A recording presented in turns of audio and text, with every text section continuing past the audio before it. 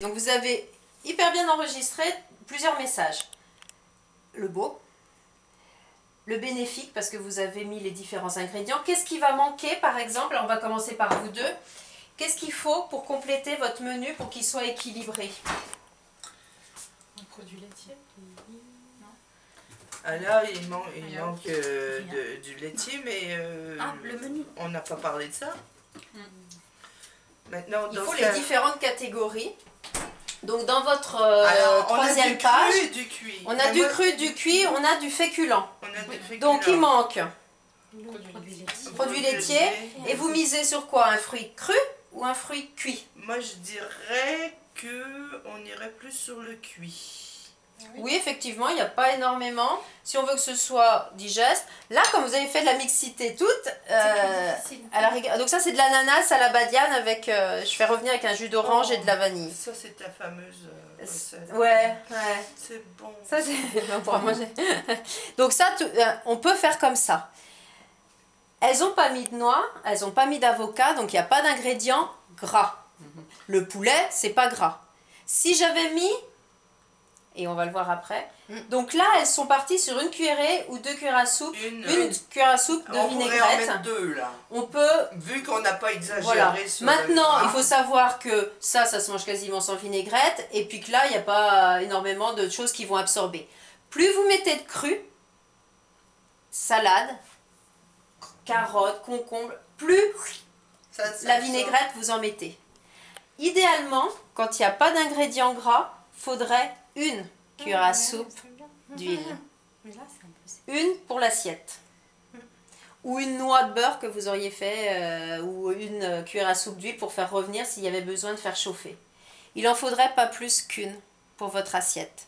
Et quand j'ai des ingrédients gras, qu'est-ce que vous choisissez comme... Pas du tout.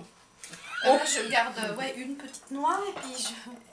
Alors là, vous pouvez faire un petit peu les deux, mais comme il y a de la salade crue, il n'y a pas de féculents, elles ont misé plus sur le pain.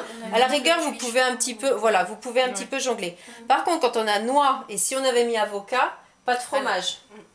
Le fromage, c'est encore du gras. Mais on peut mettre les deux. Ah mais nous, on a droit au fromage là. Vous avez droit au fromage. Par contre, vous n'avez pas mis de pain, Donc s'il faut faire attention, c'est quand on a pas de féculents, on peut avoir du pain. Si on a des féculents, attention au pain. On évite les doublons. Ça va, c'est clair? Mais moi, j'en voulais pas de riz. En fait. Alors, ce que je voulais vous montrer, je vais reprendre une assiette. Ce que je voulais vous montrer, si on compose une assiette avec... Alors là, vous me l'avez... Je défais, je me permets de défaire. C'est super joli. C'est très très joli, ça fait un truc en éventail. Si j'ai un morceau de viande... D'accord? Et que je mange des féculents avec, que je mange pas de légumes. Vous savez la question que je vous posais tout à l'heure, est-ce qu'on mange les féculents à un des 2 repas ou les légumes? Si je mange que des légumes, je vais forcément, admettons, que ce soit chaud ou que ce soit froid, j'en mets la demi-assiette. On est d'accord? Si c'est que ça. Si c'est que ça. Par contre, je vais avoir faim. J'ai pas de féculents, faut au moins que je mange du pain. Sinon, je vais avoir trop faim. Donc, vous voyez, là, en quantité, on est facilement à...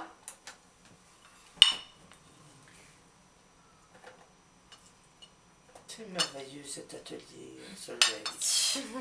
On est facilement à 120, là, bon, j'aurais même pu en mettre plus, 130, 150 grammes. Quand je suis avec de la salade, si je mets la moitié de mon assiette en salade, à peu près les mêmes quantités, comme ça, je vais mettre plus de gras. Ça, c'est aucune calorie, la salade. Non, le haricot vert, pas plus non plus. Par contre, en quantité, je vais peser ma salade. Donc, on était aux alentours de 130 grammes de haricots verts. Si je pèse ma salade, je suis à 20 grammes. Si je me gave de crudité, je vais avoir faim. Même si j'ai l'impression de manger beaucoup, j'ai 20 grammes au lieu de 130, 150 de haricots verts. Et en calories, j'ai pareil. Par contre, je risque de mettre plus de gras. Donc attention aux grosses salades composées et à manger trop, parce que ça nourrit pas. 20 grammes de salade, c'est volumineux, mais ça nourrit pas forcément. Par contre, ça vous aide à avoir du volume plutôt que d'avoir que le poulet, etc. Je fais mon assiette où je vais mettre que des féculents. D'accord? Tiens, je vais peser directement comme ça.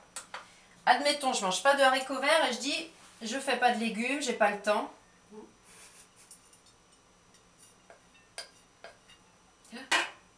Voilà. 150 grammes de haricots verts, de ça. Et là, j'ai 4 fois plus de calories qu'avec mes haricots verts. Si j'enlève La moitié.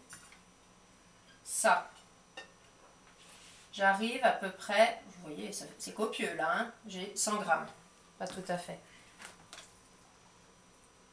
Je fais un mixte, j'ai à peu près 100 grammes de chaque. Ça, c'est votre base du plat équilibré. Plus le laitage, plus le fruit. J'ai 100 grammes, voilà. Si je mets que des féculents, je fais 150, 180, voire plus. Mais j'ai faim dans la demi-heure qui suit. Mais j'ai faim. Et si j'ai que des légumes, ça ne le fait pas. Donc, il faut essayer d'avoir cette mixité pour avoir nourri les muscles. Les fibres, c'est ce qui va nourrir, c'est ce qui va faire aussi aller aux toilettes, qui va aider le transit, d'accord? Plus que les salades, parce qu'il y a plus de volume, il y a plus de matière. Et le féculent, c'est ce qui nourrit, ce qui donne de l'énergie, ce qui nourrit aussi mes muscles, c'est ce qui va permettre d'avoir pas faim trop vite, ça va caler un petit peu l'estomac. Et après, je fais attention aux petits satellites qui vont faire que j'ai moins de gras, moins de possibilités de gras.